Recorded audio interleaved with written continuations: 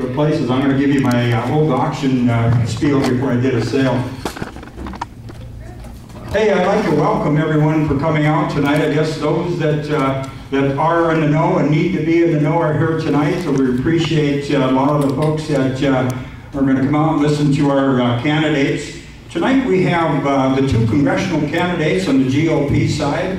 One is endorsed and one decided to go to the primary. You'll hear them both tell you their story, which is great.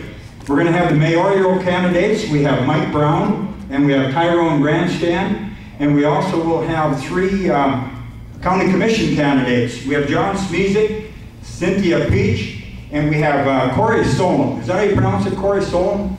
Great.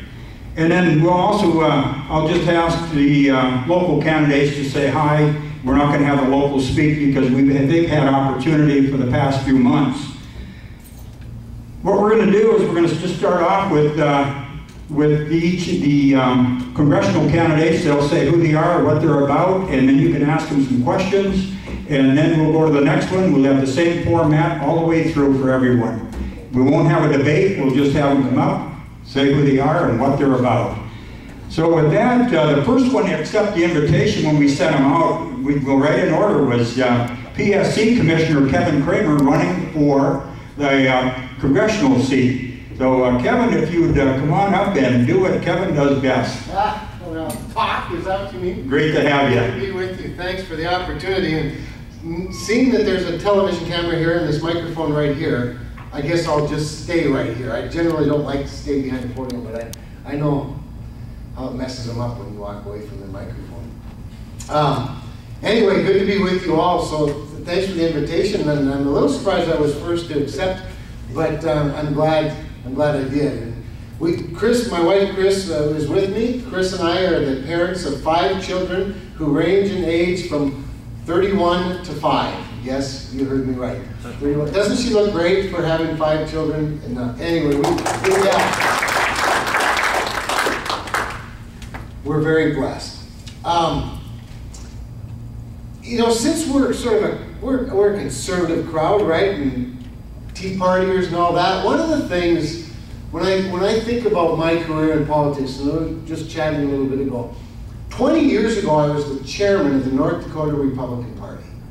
And one of the things, I have this, you know how everybody has a recurring nightmare and usually it involves, you know, missing class or not being prepared for a test in college or something like that. Or one of mine is, I always remember back when I was chairman of the Republican Party, I was just a boy, and I was the youngest chairman in the country in 1992. And the Republican Party in those days in North Dakota was about exactly where the Democrat Party is today. There were, in those days, 13 statewide constitutional party officers in the Capitol. 3 of them were Republican. 2 public service commissioners and an auditor. The Democrats had the other 10. The Democrats had all 3 members of the congressional delegation, and they controlled the state Senate, and we just barely had a majority in the state House. And the reason that haunts me is because I think so often about how quickly it can turn. We won that election in 1992 with Ed Schaefer and Rosemary Murdahl and Al Jager, and every election since 1992, Republicans have gained more statewide offices, to the point where today we have 12 out of 12 of the constitutional offices, 2 out of the 3 congressional offices, super majorities in both chambers of the legislature. And if we're not careful, we can lose it just like that, just like Democrats did. And you know what? Sometimes I think we deserve it, quite frankly, because we become so exclusive. And why does that remind me of the Tea Party? Because when the Tea Party movement began in North Dakota, they had that first big event, 4th of July week, on the steps of the Capitol in Bismarck. What a spectacular evening that was. Some couple thousand people, sea of people out there in the Capitol Mall, freedom-loving, concerned citizens, concerned about Obamacare and the model of a European socialist style of government, and concerned about the growing spending at the state level. And they all got together and had this incredible rally, and I was so honored to be able to go and address that crowd. And I was stunned as I looked out, and I could not find another state elected official in the crowd. And frankly, it wasn't for about 2 more years until the next election that they started showing up at tea parties. And why that's important for a former party chairman is this. If we're not careful as a Republican Party, and we think ourselves so exclusive and so special that we can afford to keep people out of our party, we can become the minority party again very quickly. So, we as a nation sit on the brink of economic disaster.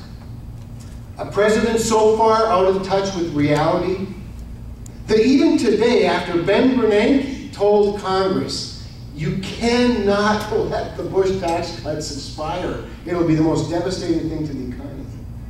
He's the one man that says, absolutely, we're going to. He's that far up. It is as though he doesn't realize what's happening in our country. That unemployment's not going down, but going up. That we're losing jobs, not gaining them. That we're looking at now, by the end of this year, a $16 trillion debt. I don't know about you all, but my grandchildren can't afford their share of a $16 trillion debt. And his solution is to spend more, tax more, punish success. If you are successful in business, you should pay more taxes.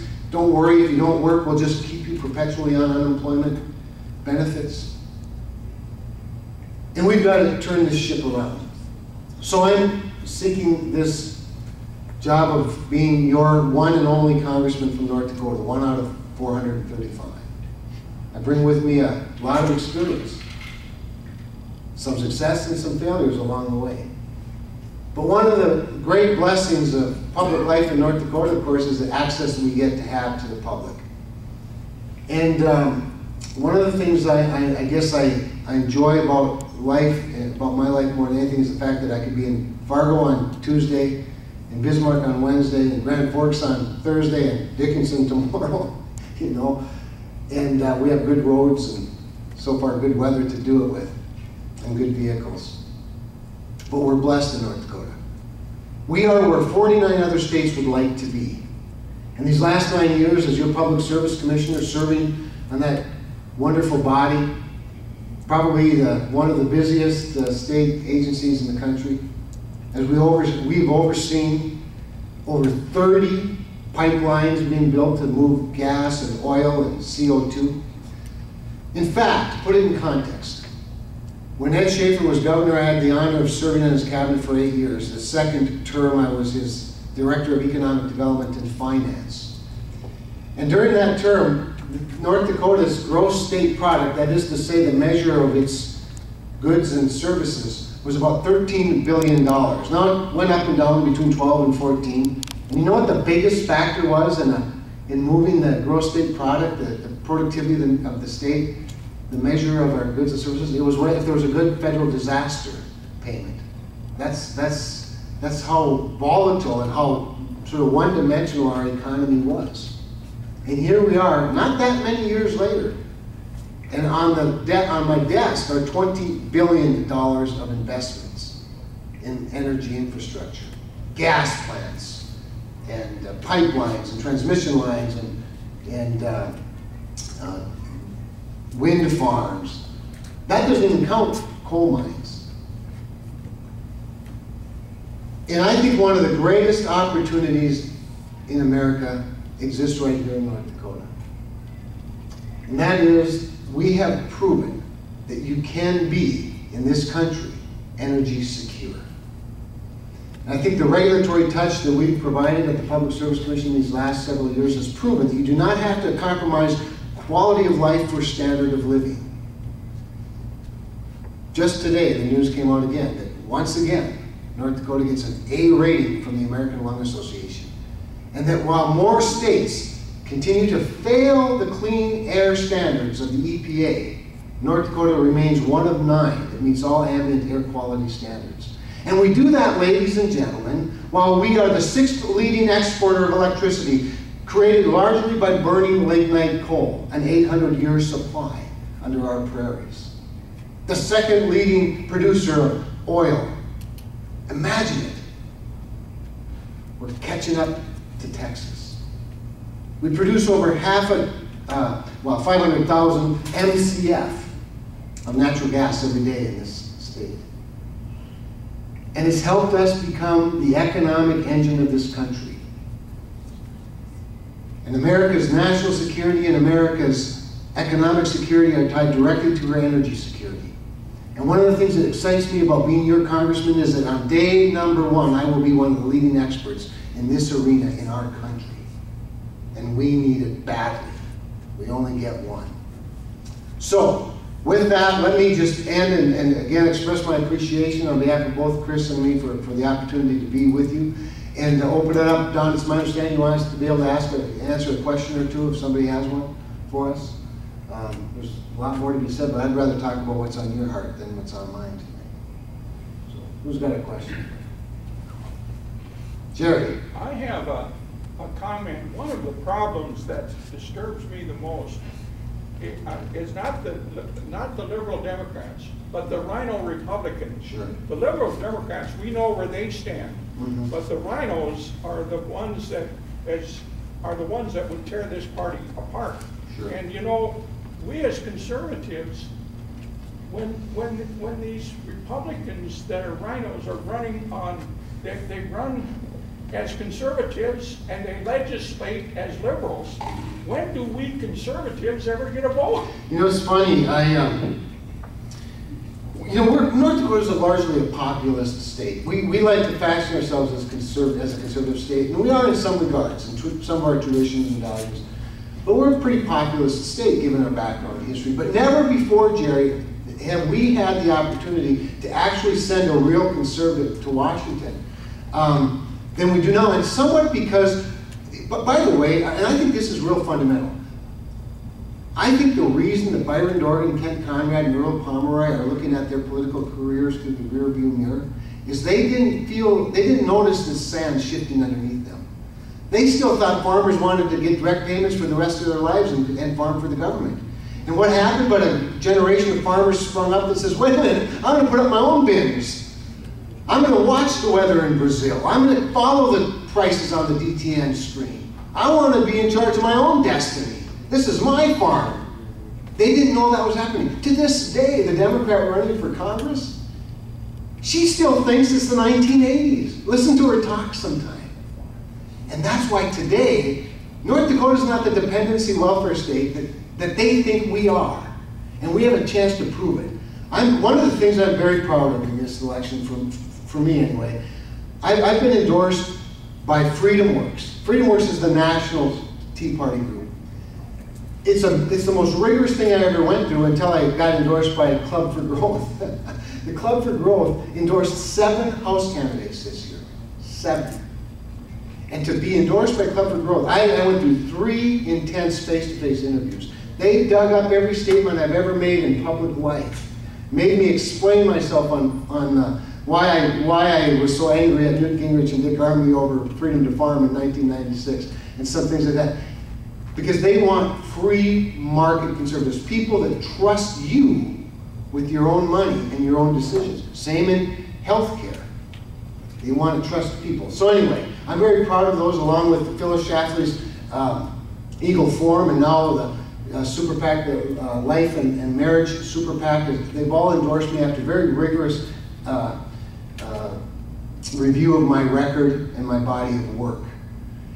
And we have an opportunity to send real conservatives now, I think for the first time, probably in a long time. It's been tough previously in North Dakota to do that, but we can do it this time. And you know, everybody's different. Every state's a little bit different. Every congressional district's a little bit different, and the leaders are a reflection of that.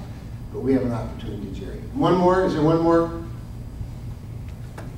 There was a paid advertisement in the Herald about the grain elevator in Mayville. Okay.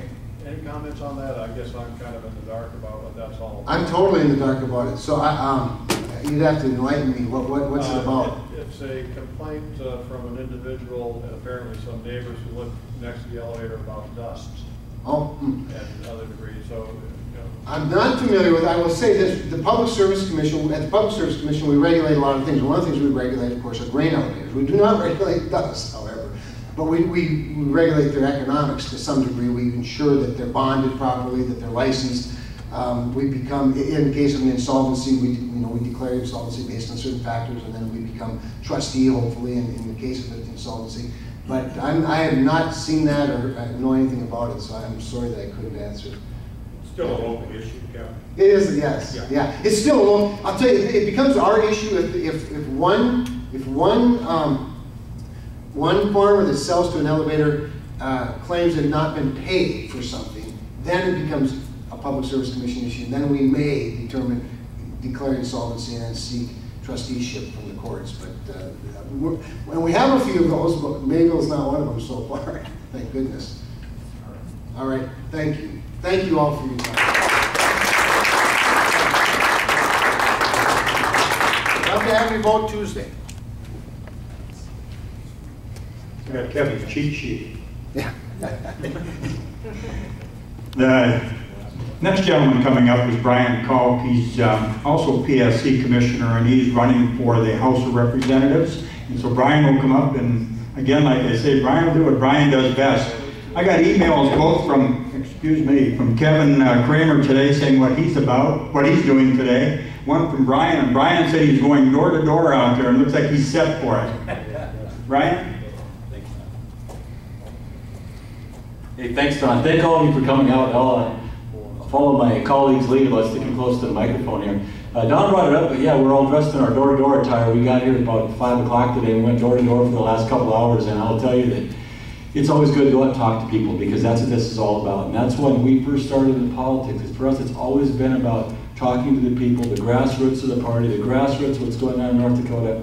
You can learn so much more from talking and listening to people than you can from anything. So with that, maybe I'll just do a step back a little bit and talk about, I guess, my background, what got us here today. Well, I have Marissa Claren, who's in the audience. Marissa is, I first met Marissa, raise your hand up, Marissa. First met Marissa when I just retired from the Marine Corps, and I was teaching at North Dakota State, that school down there. And she was the president of the College of Republicans. And so we first got involved there, got to meet her there quite a bit, and she later went on to become the head of the North Dakota College of Republicans. And since that time, finished her degree down there, works up here at UND, or I'm sorry, not works in Grand Forks, but works at one of the pharmacies in town. And that's exactly what I think we have in North Dakota going on right now. We've got young men and women going to our schools, going to our universities, they're finding jobs in North Dakota, and it's great to see. So thanks, Marissa, for coming out. Quick background about me. Born and raised in Botno, graduated high school in 1984. I went to the forestry there for 1 year. Ended up at that time, I was like, you know what, I wanted to do something different. So I didn't finish college at that time, ended up enlisting in the Marine Corps. And over the next 20 years, I was able to get around to some 30 different countries around the world. And on my enlisted time, about 2 years into it, I went to Desert Storm, came back, and I thought, you know what, I need to finish this college thing. It's a pretty good deal. So we finished up college, got a 4-year degree, got commissioned in the Marine Corps as a logistics officer, and then got to get around the world a lot more other places. Got to go to Bosnia, got to be in Iraq, the first part of the war. And really, it was that time in the Marine Corps, I think, that really honed in me, you know, the extension of service, of making sure you have good policies, but also the importance of energy security. I remember as a young sergeant in Desert Storm, when we were going through and the operation was going on, one morning I woke up and the clouds, the sky was black. And that was when Hussein lit the oil fields on fire. I remember thinking to myself, energy is something that can be used as a weapon. We need to make sure we have it at home. And it came later on, I guess, even when I was in Iraq in 2003, when we were going into Iraq, and some of our first objectives there were the Iraqi oil fields to make sure we could keep them safe, to supposedly help the country get back on its feet. But it just honed in me the importance of energy security as it ties into national security.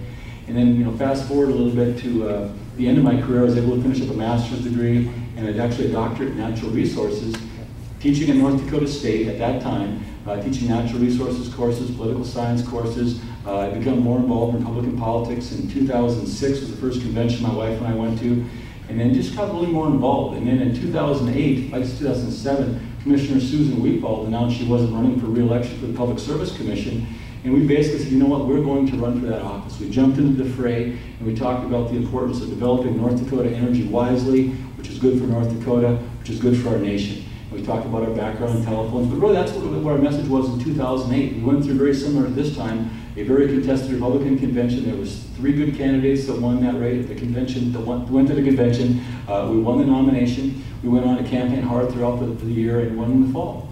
And over the last 4 years, I've also worked at the Public Service Commission, working about the very complex energy issues and telephone issues. And it's probably a year ago when my wife and I sat down and said, you know what? The biggest threat to North Dakota are the policies coming out of Washington, D.C. And we talked about foreign policy, we talked about energy policy, we talked about ag policy. You know, take your pick, the overreach of healthcare policy.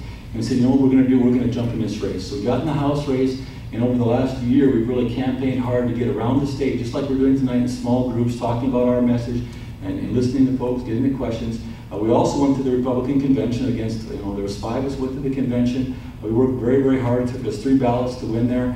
But we really focused on taking it to people, the grassroots of the party. We've had, we're also endorsed by the Iraqi, Afghanistan vets. We're endorsed by the North Dakota Party, the grassroots of the state. And that's where our strength has always been, regular people and their support. We've raised a lot of money, but 94% of our donors are from North Dakota. It's all small donors. That's where our base of support is. And so we went into the convention, we won the convention, and now we've got a goal is to win next Tuesday. So I ask for your vote June 12th. It's a primary. It's going to be a very good race. It's very close, lots of good things going on. But I'll say back at the beginning, if you want to change Washington, D.C., you got to change the kind of person you send there. If you keep sending career politicians and bureaucrats to D.C., you're going to get the same kind of answer. And so that's what we bring is a whole different background to this office. So that understands the importance of taking care of North Dakota, that understands the importance of how North Dakota fits into the United States, how the importance of the U.S. fits into the world, how we do live in a global trading environment. We have to make sure we protect North Dakota and North Dakota products. And so some areas I'll talk about briefly, then I'll be happy to answer any questions. The first one is foreign policy. I talked about it before, but I was in Iraq in 2003. If you'd told me then that we'd still be over there now, I wouldn't have believed it. Okay, we've got to absolutely have to figure out a way to keep our country safe that doesn't deploy young men and women over and over and over again. It's too much stress. So we've got to figure out a way to do that. In our background, I like the idea that where we got bin Laden, where you use intelligence to go in, get the individual and get out of there. You can't develop this big logistics footprint. So that's some of the thoughts I have about how you restructure the forces. Let's talk about base closures. We should be closing bases in Germany we don't need. We should be closing bases around other parts of the world we don't need. We absolutely should be closing the Grand Forks Air Force Base. And here's why. I like what's going on in Grand Forks here. We've got the unmanned area vehicles and the Global Hawks coming to North Dakota to do the training missions. I was stationed on the West Coast and on the East Coast. In both those places, we have restricted airspace where the military can't train anymore. North Dakota has more usable airspace than any state in the country. So we can not only make this a world-class facility for North Dakota, it could be a world-class facility for the U.S. And that's one of the things that we can bring to the expertise. For energy policy, every day in the Public Service Commission, the pipeline starts and ends in North Dakota. We go out and we do the hearing. We look at it. If it needs extra protection going on in the river, we put it in there. We make sure there's response plans in place, but we do it right. Nationally, you've got this Keystone pipeline that they continue to come up with more studies they need. It's very simple. You build the pipeline. You build it safely. If we don't build the Keystone pipeline, there's jobs that we're not getting. It's North Dakota oil could be going to better markets. It takes trucks off the road. And not to mention that if we don't take the oil coming from Canada, where do you think that oil is going to go to? It's going to go to the Chinese. It just doesn't make sense. And in ag policy, same thing. That we've got an administration out there that wants to regulate dust, that wants to tell you your kids can't work in the farm.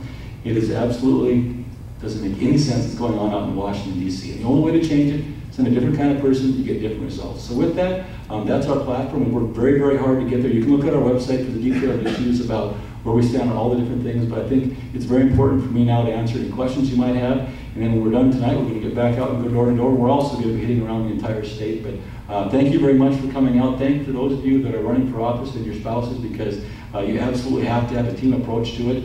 And I'll tell you, that's the most important thing right now, is that people get involved, because our country is facing some challenges. But we've done this before. You get good people to step forward, and we can always solve our problems. So with that, I would be very happy to answer any questions, and then let the other folks get up there and talk about their platforms.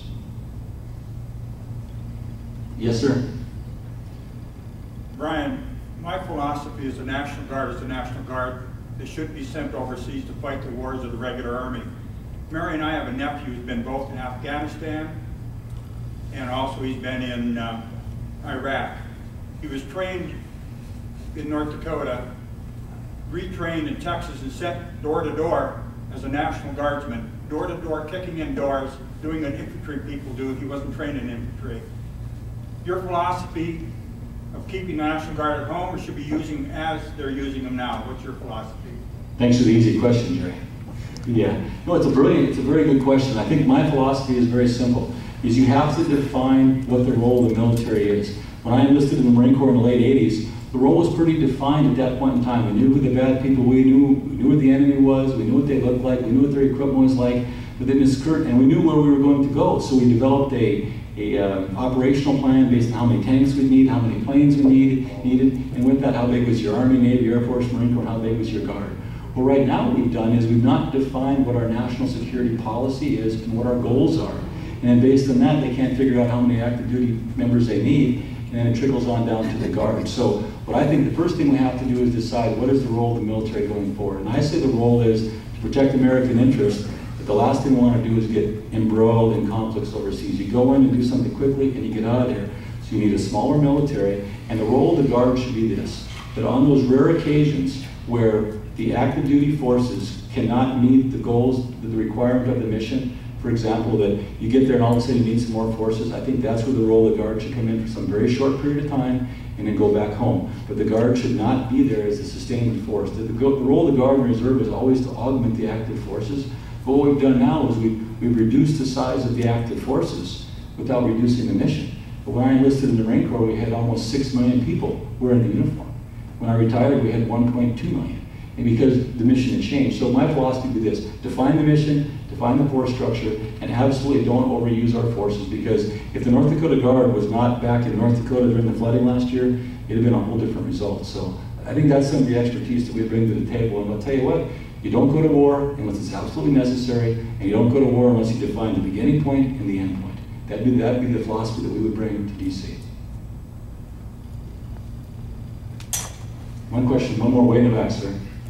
Along these lines, it's been reported recently that there's going to be an 80,000 troop reduction in the Guard across the country. It's already begun. Minnesota's already been put on notice, and there are stories that North Dakota has also been on notice of reduction in force. If you went to Washington, would that be something that you would be interested in changing, dealing with? How would you approach it? Another good question. The question is, how do you approach the Guard at the proposed 80,000 cuts? I think that the Guard, I know the Guard is a very good return on investment. I would not want to reduce the size of the Guard in any state right now. I think that the size of the Guard is very appropriate. Where I'd be looking at reducing size is bricks and mortar first, because what it comes down to is cost. If we close bases we don't need, there's a huge cost that you can avoid. If we look at some of these weapon systems, when you procure weapon systems, the Marine Corps shouldn't have a fighting jet, and the Air Force shouldn't have a fighting jet. And all these different weapon systems that get built, they all need to be integrated in joint warfare. And so I think that's the way to look at savings. But it takes a very long time to train a good NCO, so I don't think we should be cutting bodies right now. And the Guard, I think, is a very good use for it. They can do things at home, and they can also do things when needed overseas. I see Don standing up now. I start easing that way. Okay, well, I'd also ask for your vote June 12th, and if you have any questions, we'll be around. We also have our website at briankalk.com, and thank you very much for coming out.